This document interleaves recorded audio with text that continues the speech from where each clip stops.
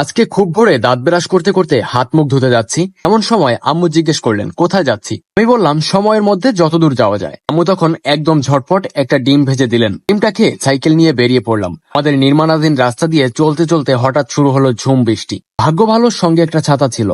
ছাতা মেলে একটা গাছের নিচে দাঁড়িয়ে রইলাম। বৃষ্টি একটু কমতেই রওনা দিলাম শাঁখারিকাটি বাজারের দিকে, কিন্তু আবারও শুরু হলো ঝুম বৃষ্টি। এইবার আশ্রয় নিলাম বাজারের একটি সাইক্লোন সেন্টারে। সেখানে হাঁটতে হাঁটতে জানালার পাশে গিয়ে দাঁড়ালাম। বাইরে তাকিয়ে দেখি অসাধারণ একটা দৃশ্য।